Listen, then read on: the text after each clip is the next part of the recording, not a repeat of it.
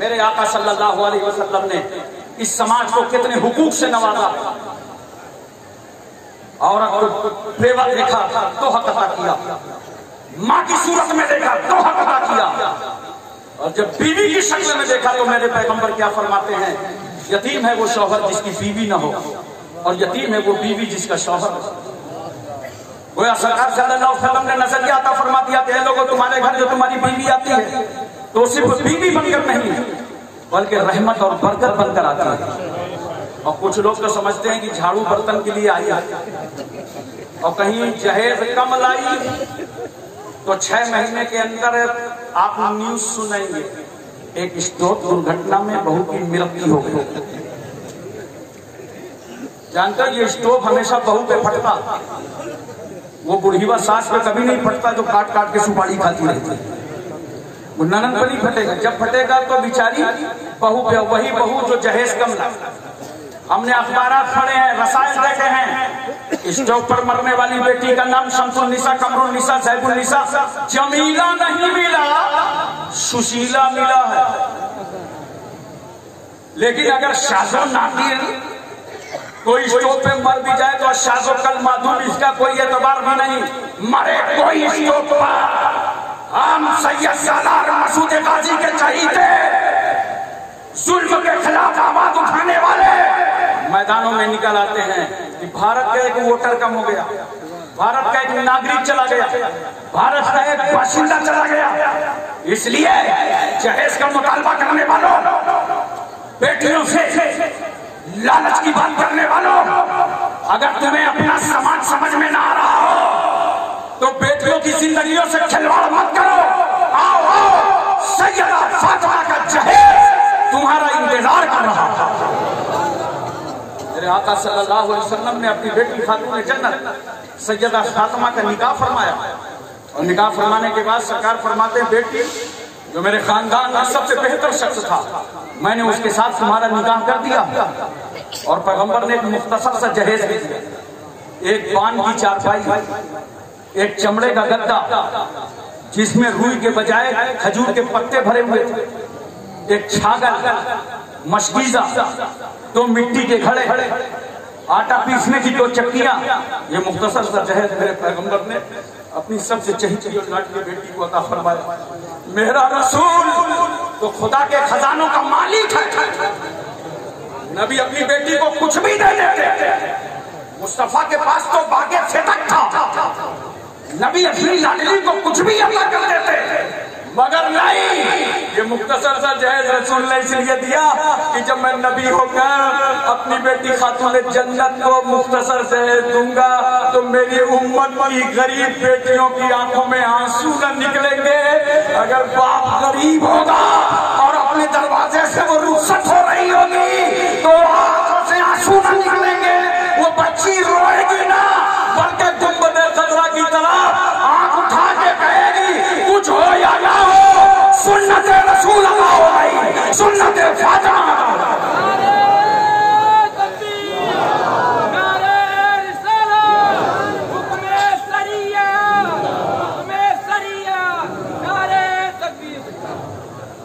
आप जानते हैं बेटियों को इस्लाम ने कैसे बचाया है? जहां जिंदा पर जलने से बचाया, वहीं विरासत में हकदार बना दिया। बाप के तरका में बेटे का हक है तो बेटी का भी हक है।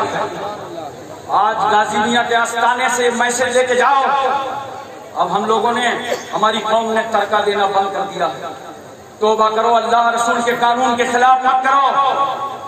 अपनी अपनी बेटियों का हक अपनी जमीन जायदाद से दो। बाप तो मर के चला जाता है, तरका छोड़ के भाई सब कब्जा कर लेते हैं। बहनों का हक दो, वरना ये दुनिया में भी अजाब रहेगा और आखिरत में भी अजाब रहेगा। कुरान कहता है लिज़्ज़कर मिस्लु हज़्ज़िल उन्सयैन, 2 औरतों के बराबर एक मर्द का हक है। पूरा बाबे विरासत को मैं यहाँ नहीं समझा सकता, और जब आप कोई मसला लाएंगे तब देखा जाएगा कितने से बटेगा, कैसे तकसीम होगी। मैं तकरीब फहम के लिए एक मिसाल अर्ज कर दूं। जैसे बाप ने तरके में 3 बीघा जमीन छोड़ा और एक भाई है और एक बहन है। तो 2 बीघा भाई को मिलेगी और 1 बीघा बहन को। अब समझ में आ गया ना? बाकी ये हमारे उलमा समझाएंगे, आप जब पूरी असली हालत अपने घर की लिख के लाएंगे तब ये तकसीम करके बताएंगे। लेकिन मुझे एक बात बताना है। एक साहब मुझे कहने लगे कि इस्लाम ने तो औरत का हक मारा है। मैंने कहा वो भाई कैसे, वो कैसे? कहा देखिए ना, औरत को 1 हिस्सा है और मर्द को 2 हिस्सा, बराबर बराबर नहीं है। मैंने कहा भाई तेरे समझ में नहीं आएगा, हक नहीं मारा।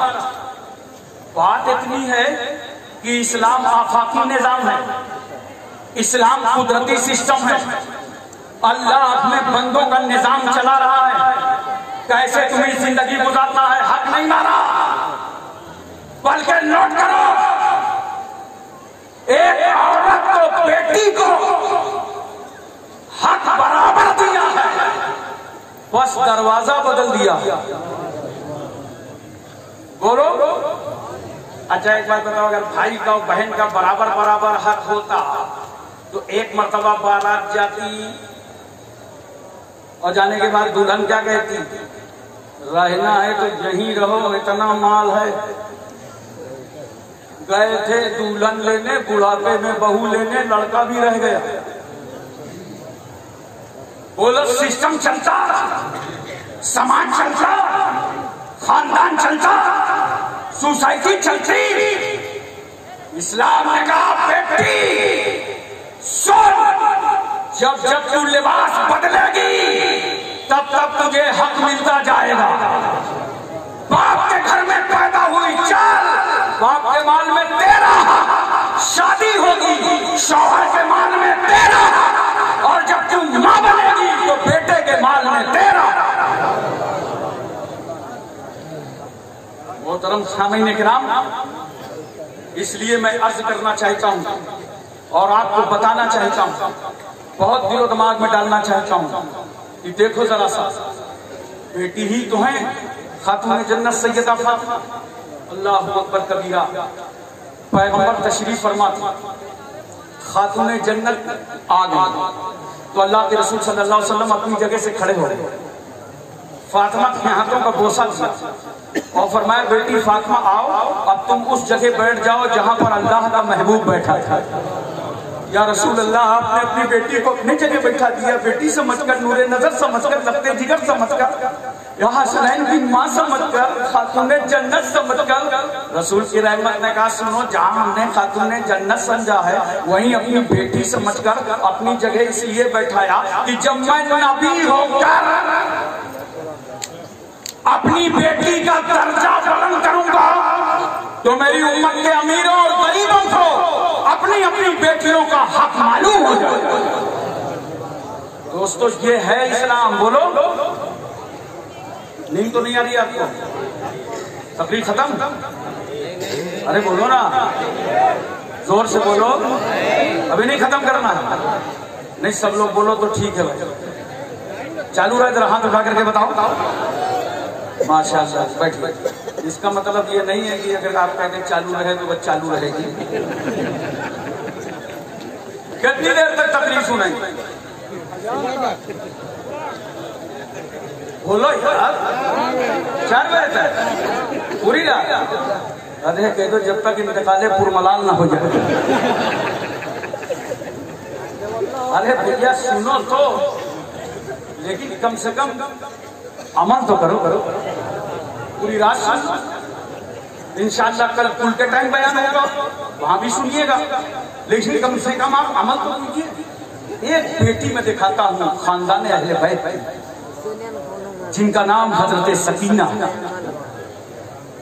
जब इमाम अली मकाम रज़ियल्लाहु ताला अन्हु की शहादत हो गई और आपका कटा हुआ सर नेज़े में बुलंद करके ये यजीदी चल पड़े, आगे सर पीछे लश्कर, आगे अफसर पीछे अस्कर, सरे हुसैन आगे होकर बता रहा था यजीदियों हम कल भी सरबलंद थे और आज भी सरबलंद नजर आ रहे हैं। एक सहाबी है, वो फरमाते मुल्क शाम में था, मुझे खबर हुई कि नवासे रसूल की शहादत हो गई है, उनका कटा हुआ सर दमिश्क लाया जा रहा है। वो फरमाते हैं तेज रफ्तार सवारी से मैं दमिश्क आया और आने के बाद लोगों से पूछा कि एक बात बताओ, इमाम अली मकाम का सरे मकाम पाक किस रास्ते से गुजरेगा? लोगों ने बताया बाबू सात से गुजरेगा। वो सहाबी फरमाते हैं तेज रफ्तारी से मैं बाबू सात आ गया तो मैंने क्या देखा, कटा हुआ सर नेज़े पर बुलंद है, पीछे छोटे छोटे बच्चे कैदी बना लिए गए। उसी मजमे में एक 7 साल की बेटी चल रही है। यही सहाबी फरमाते मैं करीब आया और जैसे ही मेरी नजर सरे हुसैन पर पड़ी तो बेसाख्ता मेरी आंखों से आंसू बह निकले और मैं ज़ारो कतार रो पड़ा। 7 साल की बच्ची ने मुझसे कहा, बाबा जान क्या हमारी मुसीबतों पे रोना आ रहा है? आप कौन हैं? आपका नाम क्या है? सहाबी फरमाते मैंने अर्ज किया बेटी मैं सहाबी रसूलुल्लाह हूं। आज जिस सर को मैंने कटा हुआ देखा है, कल इसी सर को देखा था कि अल्लाह के रसूल ने बार बार चूमा था। इन यजीदियों ने हुसैन का सर नहीं काटा, बोसा गाहे रसूलुल्लाह को काटा है। बेटी तुम कौन हो, तुम्हारा नाम क्या है? 7 साल की बेटी ने कहा था बाबा जान मेरा नाम सकीना है।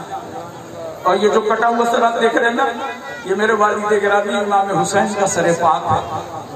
साहबी फरमाते हैं बेटी कोई काम हो तो बताओ ताकि कल मैदान हश्र में लोगों की उंगलियां उठें, देखो देखो ये वो सहाबी जा रहे हैं जिन्होंने करबला वालों की मदद की थी।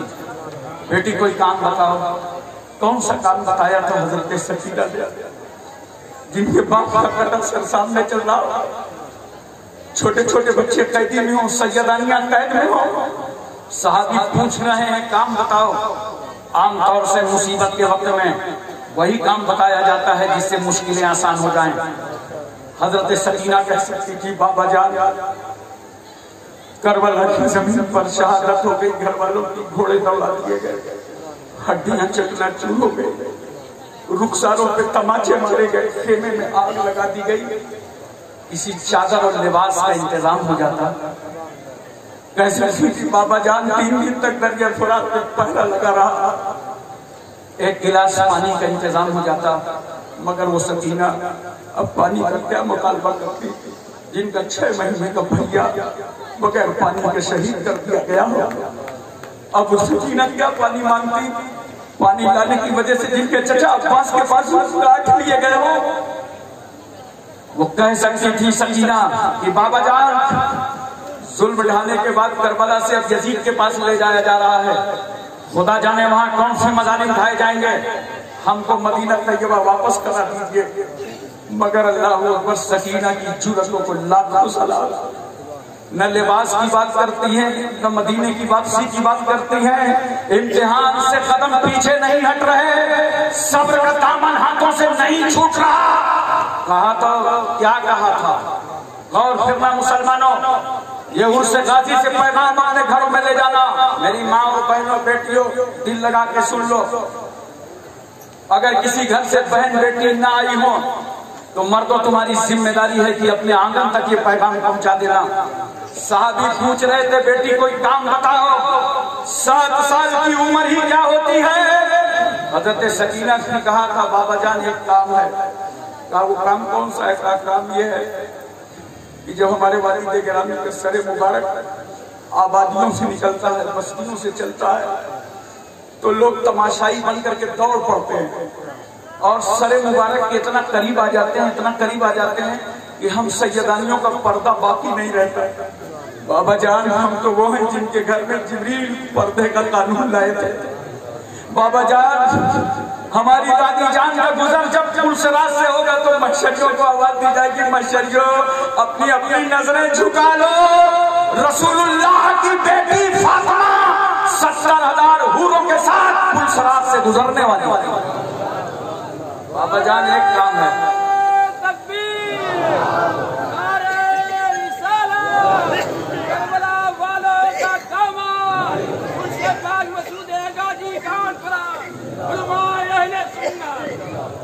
बाबा जान एक काम है, वालिद गिरामी के सरे मुबारक को थोड़ा सा आगे करा दिया ताकि ये तमाशाई आगे बढ़ जाए तो सैयदानियों के पर्दे का एहतमाम बाकी है।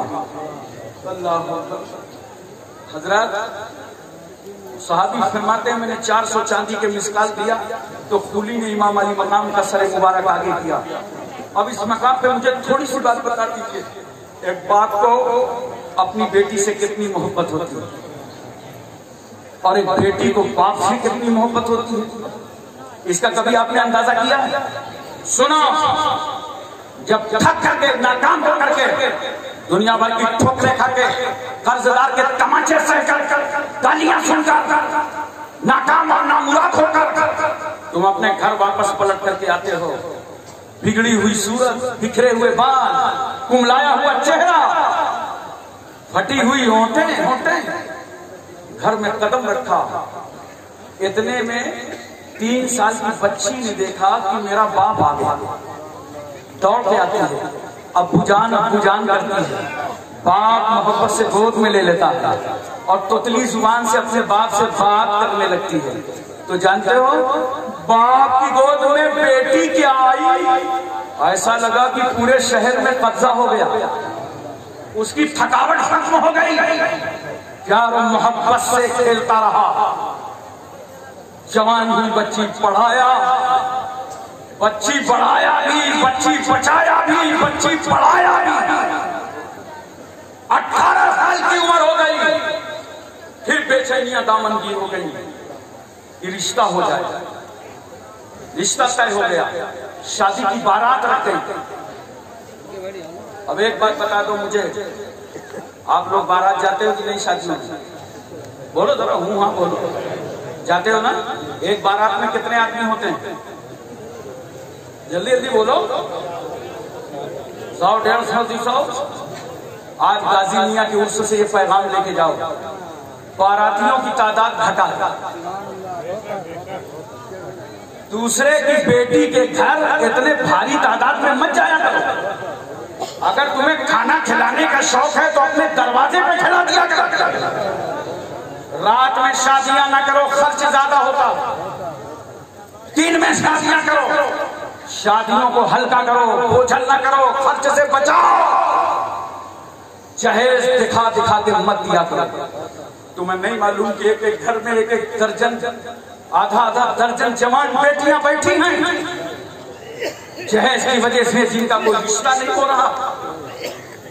लड़की के खर्च को, शादी के खर्च को घटा दो, समाज में जियो और जीने दो, रहो और रहने दो। अच्छा, बारात जाने वालों को आपने देखा होगा, बारात जाते हैं ना तो कहीं गुस्सा आए या ना आए, बारात में बहुत गुस्सा, बिल्कुल नाक में मुर्गी का जुकाम रहता है। वो नाश्ता नहीं मिला, वो पानी ठंडा था, वो इज्जत नहीं हुई। अरे वारे भाई, बड़ा इज्जतदार है, इज्जत घसीट के मांग रहा है, इज्जत नहीं आया क्यों है इज्जत लेने के लिए? इज्जत तो यही थी कि लड़की की शादी में शरीक हुए तो लड़की पे बोझ ना बनते, कुछ पैसे निकाल के उस खर्च में देते, और पैसे ये व्यवहार नहीं है, इसको मेरी तरफ से शामिल कर लो, ये इज्जत का काम था। मनाते मनाते अगर खाना खा भी लिया ना तो खिलाल निकाला, 4 इधर, 14 उधर, 15 उधर। अब सालन में तो मजा ही नहीं आया। वही कह रहा, अबे जाओ, ये गोंडा वाला बावर्ची था, बहराइच वाला था ही नहीं और अच्छा सालन होता। वही कह रहा, पानी बिल्कुल गरम गरम था। क्या नाशुक्री हो रही है, क्या नाशुक्री हो रही है? बोलो, क्या तुम खुदा के शुक्रगुजार बंदे बनना चाहते हो? तो फिर अपने भाई की नाशुक्री मत किया करो, जो मिल जाए उसे खा लो, नाशुक्री मत करो। हजरात, तुम्हें मालूम है जिसके दरवाजे तुम खाना खाने आए हो, अगर उसके कपड़े देख लो तो सालन का धब्बा आगे भी है और पीछे भी है, टोपी टेढ़ी हो गई, दाढ़ी का साइज बदल गया, दिन भर हजारों मेहमानों को खाना खिलाता रहा। और हम गारंटी से ये नहीं कह सकते कि अपनी इज्जत बचाने के लिए पैसे कहां से लाया, कहीं सूद में तो नहीं ले आया जिसका लेना और देना दोनों हराम था। अपने भाई को कर्जदार होने से बचाओ, समाज में एक इनकलाब लाओ, मुसलमानों एक तब्दीली लाओ। रुखसती का वक्त आता है तो जानते हो, दूल्हा अंदर बुलाया जाता है, आपके यहाँ भी बुलाया जाता है, उसको बोलते हैं गालिबा सलामी की रस्म। और दूल्हा मियाँ जब दरवाजे से अंदर दाखिल होते हैं तो अकेले नहीं होते, उनके साथ 6-7 गुंडे रहते हैं।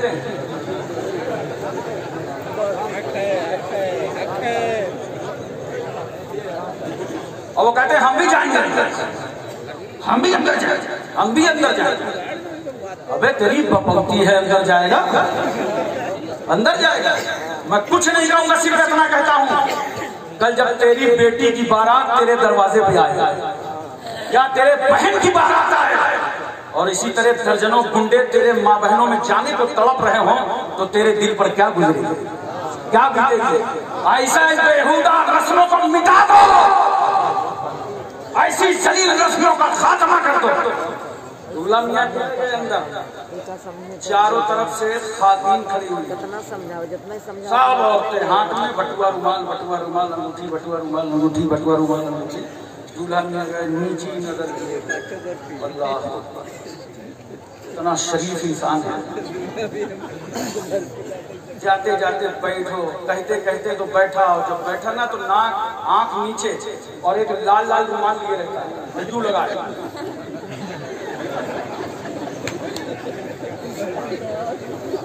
बिल्कुल जैनी स्टाइल। आज अपनी सांस से भी किसी को तकलीफ नहीं देगा। आंख बंद किए, सांस रोके हुए, और अंदर अंदर कलेजा धड़क रहा है। यार सुना तो था, कहे तो रहे थे कि बाइक देंगे, मगर बाहर का हाल अल्लाह ही जाने। अब अंगूठी पहनने लगे, ये औरतें आके अंगूठी पहने रही। और तो सुन लो, गैर महरम का हाथ पकड़ के जो अंगूठी पहनाती है ये नाजायज तो हराम है। अपने हाथ से दूल्हे को अंगूठी मत पहनाओ। अगर तुम्हारा व्यवहार पड़ा हुआ है तो सास के हाथ में अंगूठी दे दो, रुमाल दे दो, ये अपने दामाद को दे देना, व्यवहार अदा हो जाएगा। ये हाथ पकड़ पकड़ के, उंगलियां पकड़ पकड़ के अंगूठी पहनाने वाली औरतों, ये हराम काम है, गुनाह है। और दूल्हा मियां को देखो जब पहनना शुरू करें तो अल्लाह, एक एक उंगली में 4-4 अंगूठी, 5-5 अंगूठी, 25 अंगूठी पहने। अबे मैंने कहा दूल्हा है कि बाबा?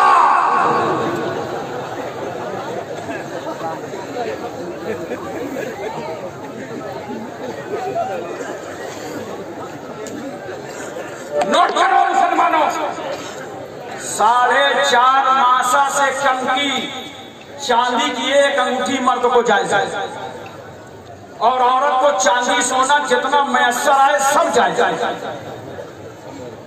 इतनी अंगूठी पहन डाला, मगर अभी इत्मीनान नहीं हो रहा। अभी अंदर अंदर सोच रहा है कि वो बुढ़ीवा सास कहाँ जो 48,000 वाली लेके आ रही है।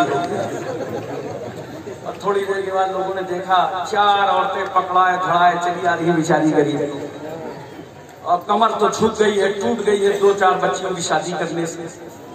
अब उसने जैसे ढक्कन खुला और थोड़ी सी चमक दिखाई पड़ी अंगूठी की, दिल गदगद हो गया। उसमें बढ़ा दिया, अंगूठी पहन लिया, आपने सोना भी पहन लिया। नोट करो, मर्द को सोना पहनना हराम है, बोलो। अरे लड़की वालों, कम से कम लड़के वालों को मसला बता के 50,000 बचा लिया करो,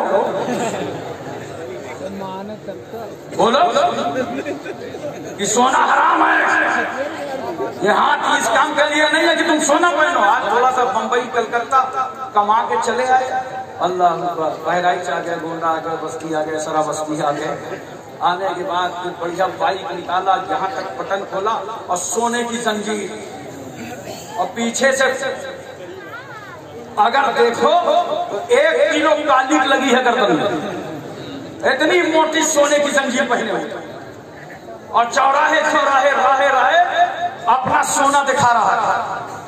मर्दों नोट करो, तुम्हारे लिए सोना हराम है, बोलो। सिर्फ 4.5 मासा से कम की एक अंगूठी मर्द को जायज है चांदी की। सोना चाहे अंगूठी हो, चाहे जंजीर हो, चाहे चैन हो, ये सब हराम है। अरे नादान, तेरी गर्दन इसलिए नहीं है कि तू शरीयत का मजाक उड़ाए और सोना और चांदी पहने। सुन, तेरा गला तो इसलिए है कि जब इस्लाम पर आँच आ रही हो तो तू गुलाम सैयद सालार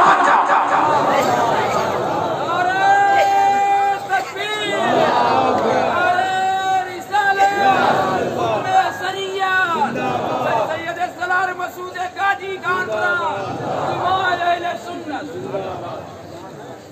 हज़रात एक बात और बताइए, बोलिए पूरी तवज्जो है ना।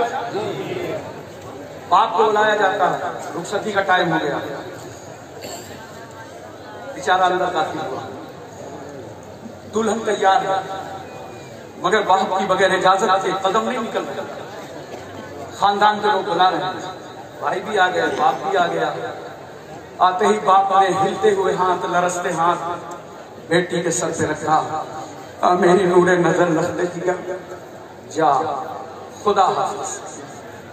बेटी ससुराल को अपना घर समझना और तेरी तालीम में, तरबियत में, परवरिश में इस गरीब और बूढ़े बाप को जो भी मैसर आया मैंने तेरे साथ किया, लेकिन तेरी तालीम और तरबियत में बेटी अगर कोई कमी रह गई हो तो इस घर से कदम निकाल कर बूढ़े बाप को माफ कर देना। बाप रो पड़ा, कलेजा फट गया, मां सिस्कियां लेने लगी, भाई दहाड़े मार मार कर रोने लगे, बहनें बेकरार हो गई। अल्लाह अकबर। एक आंगन में इतने आंसू निकलते हैं तब एक बेटी रुखसत होती है। गांव जैस के लालचियों, गांव जैस के मंगतों, गांव जैस मांगने वाले फकीरों, जो लोग जैस का मुतालबा करते हैं वो समाज के मंगते हैं, मंगते। ऐसे मंगतों के यहाँ तुम अपनी बेटियों का रिश्ता मत करो। अल्लाह तुम्हारा भी हाफिज और नासिर है और तुम्हारी बेटियों का भी हाफिज और नासिर है।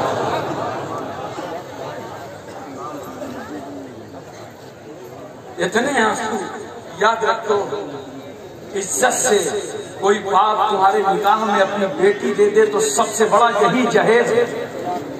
बोलो, यही जहेज है। एक वक्त आएगा जब रूह निकल जाएगी, हम तुम सब इंतकाल करके चले जाएंगे। एक बाप का जनाजा जब उस आंगन में पड़ा होगा, समाज रोने लगेगा, बेटी को पता चलेगा मेरे बाप का इंतकाल हो गया, मेरा सरपंच चला गया दुनिया से।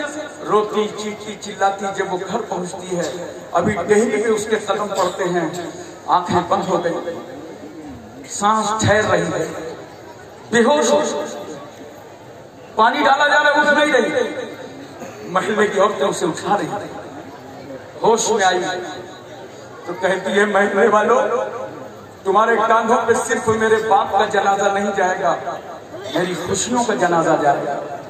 मुझे बेटी कह के कौन पुकारेगा, मेरी परेशानियों में कौन आएगा, त्योहारों में मुझे कौन याद रखेगा, मेरी जिम्मेदारियां कौन निभाएगा। वो बेटी इतना रोती है बाप के गम पे, इतना रोती है बाप के गम पे, उस बेटी को ये नहीं पता रहता उसका आंचल कहाँ है, दुपट्टा कहाँ है, उसके बाल किधर बिखर गए, उसके कपड़े किधर चले गए। हजरात, हमारे समाज में अगर एक बाप का इंतकाल हो जाए तो बाप की लाश देखकर बेटी अपना वजूद न संभाल सके, कपड़े न संभाल सके, लिबास न संभाल सके, अपनी जुल्फे न संभाल सके।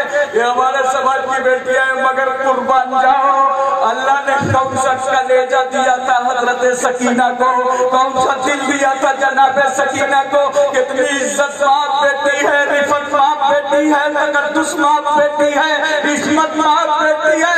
अल्लाह ने क्या सब्र दिया था 7 साल की बेटी सकीना को कि बाप का कटा सर सामने चल रहा था और सकीना का पर्दे पे अमल हो रहा था, कुरान पर अमल हो रहा था, हदीस पर अमल हो रहा था, शरीयत पर अमल हो रहा था।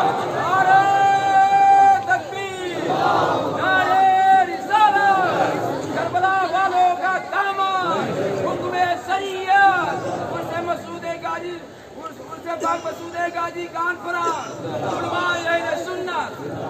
मोहतरम हजरात, एक बात मैं अर्ज करना चाहता हूं कि जो जितना अजीम है उतना पर्दे में है। जोर से बोलो।